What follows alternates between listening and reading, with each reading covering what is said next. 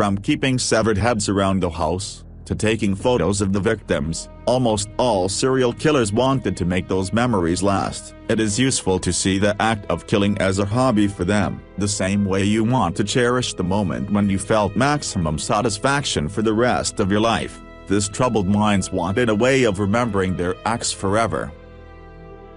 Number 1. Ted Bundy. Ted Bundy was an American serial killer, rapist, and necrophile. Active mostly in the mid-70s, Ted admitted 30 homicides, although investigators tend to put more on his name. Ted was probably made famous by his sexual preferences. The killing was just the beginning. He often returned to the crime scenes to have sex with the corpses, dressing and putting makeup on them. Ted also kept severed heads in his apartments, and he probably saw them as trophies.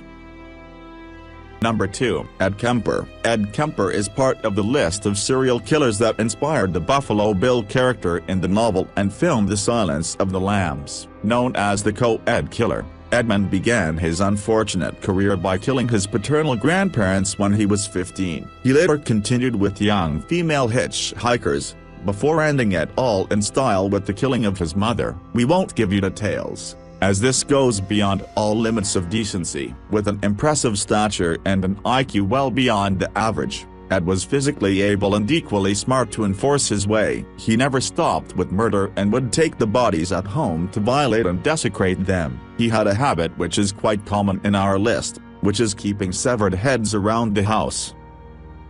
Number 3. Jeffrey Dahmer. Jeffrey Dahmer can easily top our list for being the one who took body mutilation and dismemberment to its extreme. Jeffrey was gay, so his area of interest covered boys and young men. His last attempt to acquire a new victim brought the police to his home. What they found there can easily compete with the most extreme horror movie ever made. Body parts, organs, genitals, and dozens of heads were put on display inside the house or kept in giant freezers. Dahmer was often frustrated by his inability to preserve the body parts correctly. For him, having no souvenir left from a murder made the act itself pointless, and brought no satisfaction. What had started as a childhood fascination towards dead animals, became one of the most gruesome case of serial killings in recent history. The Milwaukee cannibal has been successfully linked to 17 victims, although many additional horrific crimes tend to point towards him.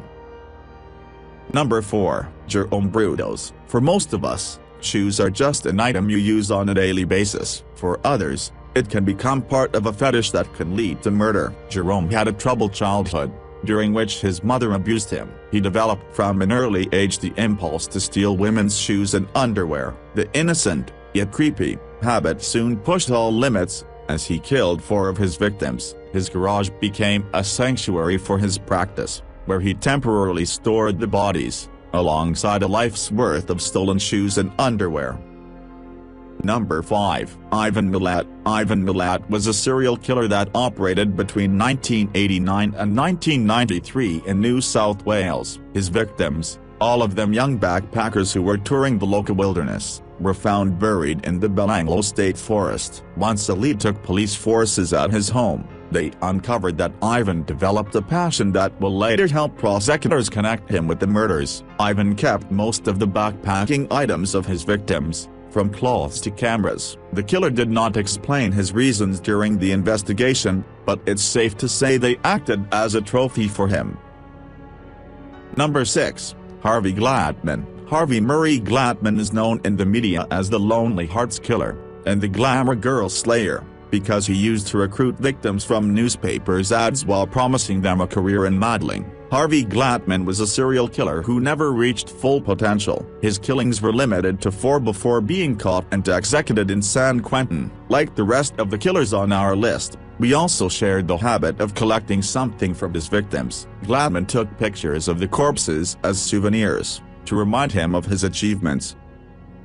Number 7. Ed Gein. Few serial killers have been able to inspire the popular culture like Ed Gein. With a couple of crimes committed around Plainfield, Wisconsin, Gein was put in the spotlight because he used to manufacture trophies and keepsakes from the bones and skin of his victims. When the police finally searched his house, the creepy art surfaced for the first time. Chair covers made out of human skin, cups made from human skulls, and other monstrosities prove that Gein was a slave of his hobby. Ed Gein was particularly fascinated by cannibalism and the atrocities committed by the Nazi regime.